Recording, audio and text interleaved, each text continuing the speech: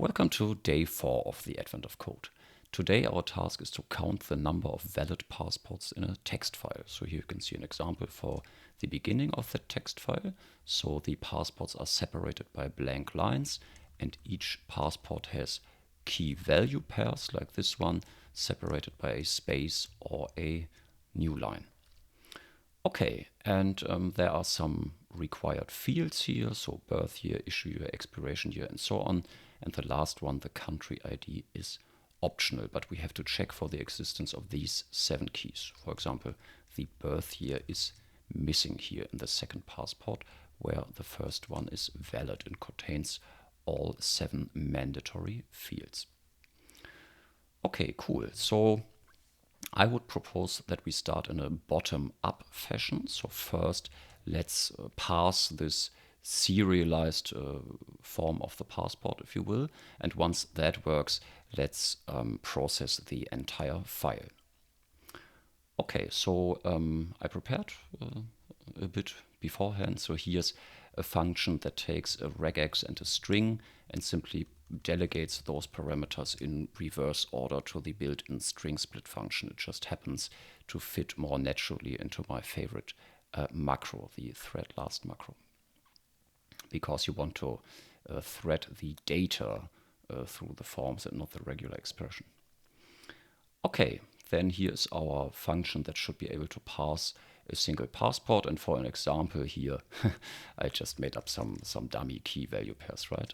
They don't really matter. I just want to be able to parse them. So split by a space and then look at the key value pairs separated by the colon.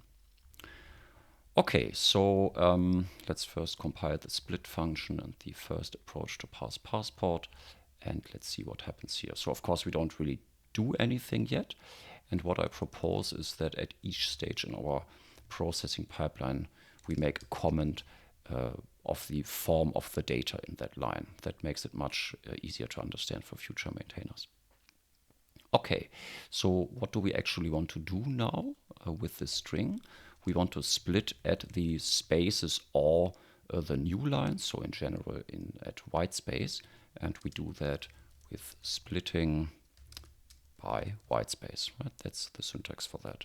So if we compile that new version and execute the example, now we get a vector of strings. So let's immediately comment it like this, so we understand the data.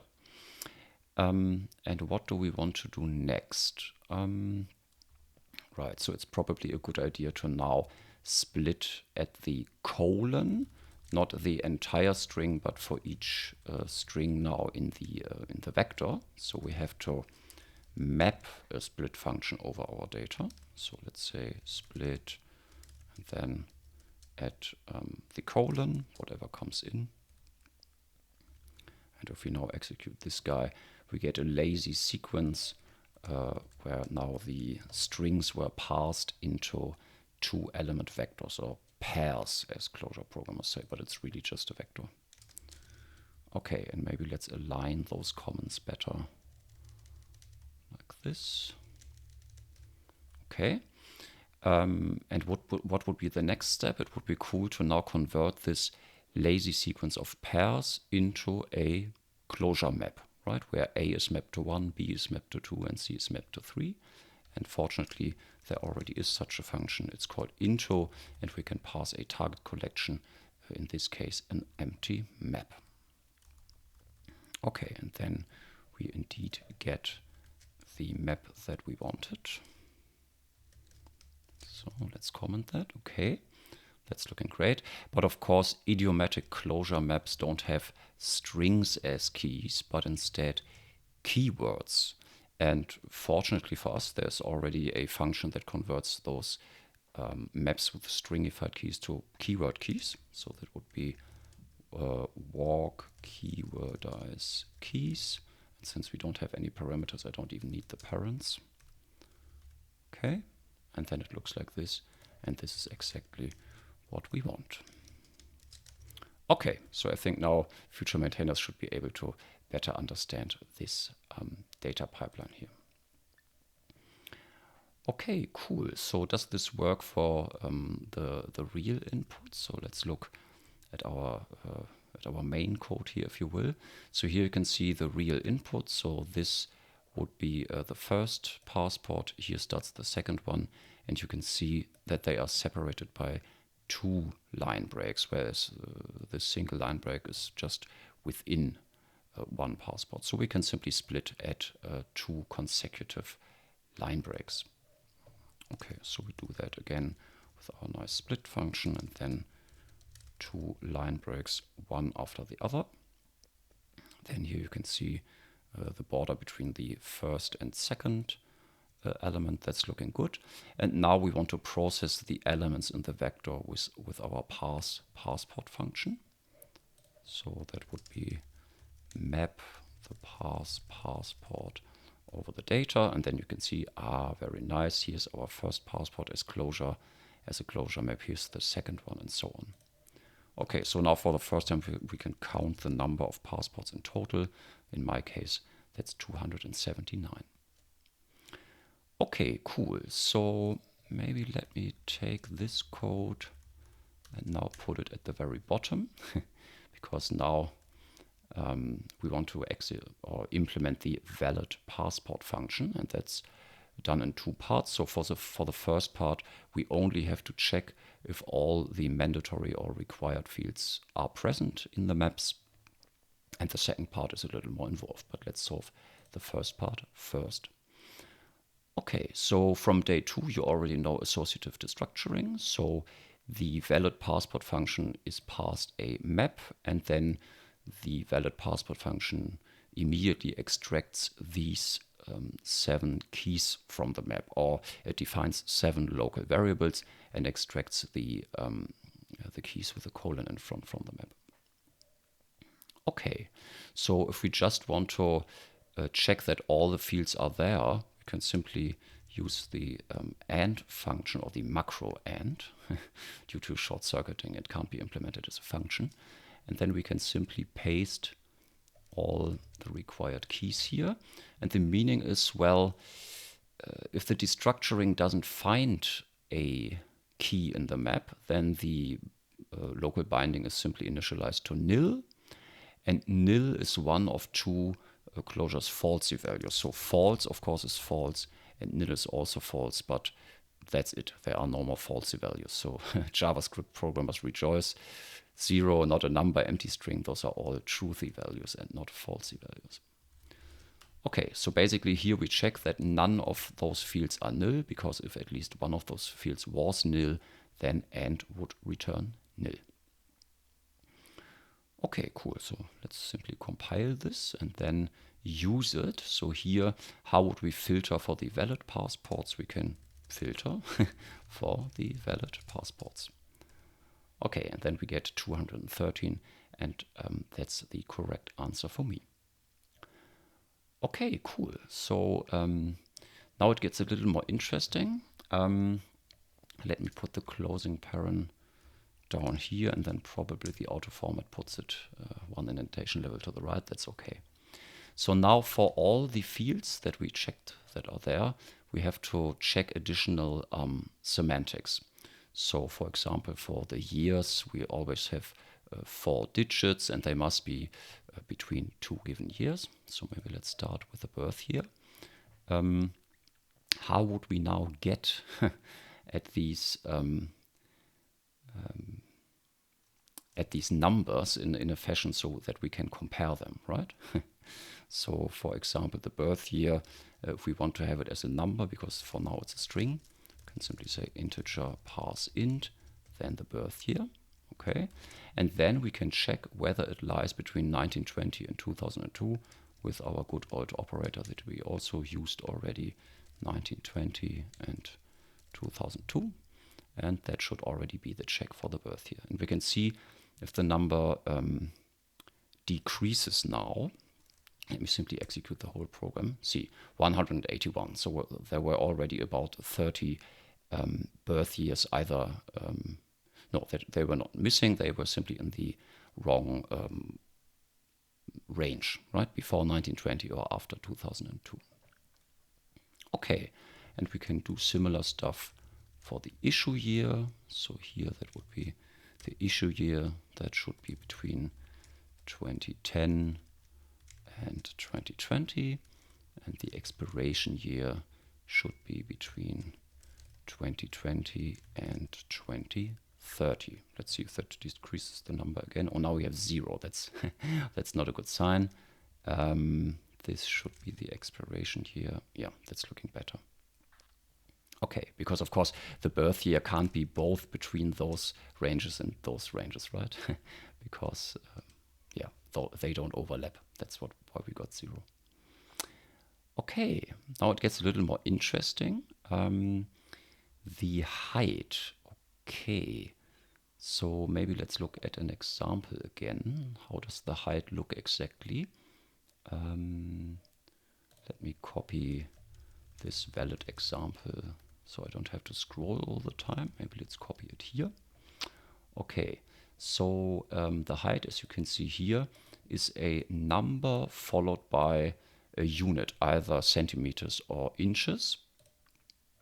So we would somehow have to extract that string into 2 parts, right? Here a number and here the unit. And of course we can do that with the rematches function that we already saw. So let's do it here. So let's say rematches with a regular expression, the height, and what should be the regular expression. So first we want an arbitrary number of digits, and we want to group that so we can extract it later. And then the second group is either centimeter or inches. The vertical pipe is an or. Okay, and as you already know, this gives us a vector of 3 elements. 0 is the entire match, 1 is the number, and 2 is the unit. And we can immediately bind that. Let's say, you should have a déjà vu. This is our vector, but of course we can immediately destructure the vector. So we can say the first result is not interesting. And then we have the number and the unit. And as you know, I like to align those. Let's do it like this, right? So we can see, okay, this is the number and this is the unit. Okay, so now we have number and unit, and now we can do a comparison. So maybe let's first see if we have centimeters or inches. So let's case over the unit. Okay, and then we can simply list the cases. It's a bit like a switch case in Java. So we can say for centimeters, what do we have to do? We have to again pass the number. Of course, we have to do that in parents. Okay, and then again we have to check for the valid range. So between 150 and 193. Okay, and for inches it's similar. Let me copy paste. And let's say what are the? Let's do it like this. And here we have 76 according to these numbers here. Okay, copy paste, classic mistake. And then otherwise, if it's neither centimeter nor inches, we simply return false. So this is the default case, if you will.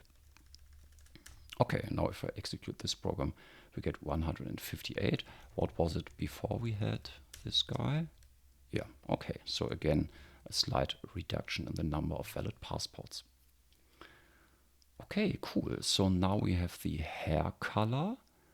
Okay, so that's a pound sign or a hash sign followed by 6 characters. If we look at the example, that would be this guy. Looks like a CSS color.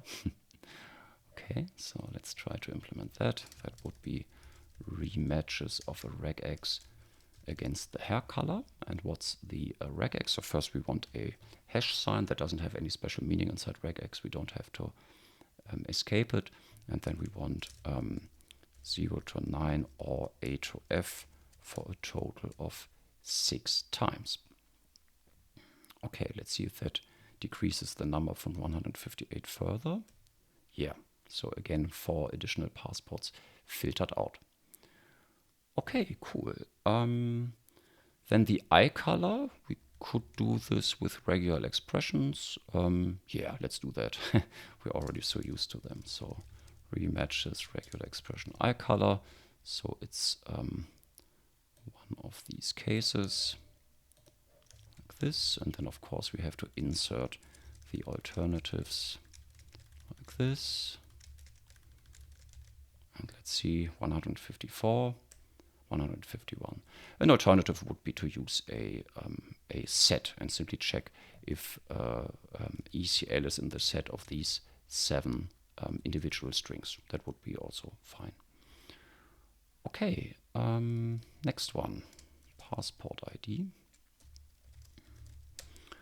Again, a regular expression, then the passport ID. We have a 9-digit number including leading zeros, so that would be a digit exactly 9 times. Let's see, 151, 147. Okay, and then the country ID is ignored. We don't have to do anything with it. And that's the whole program. So lots of regular expressions again. Okay, so maybe let's do a quick recap, because it was quite complicated to get this into a readable version. So far it was the hardest for me.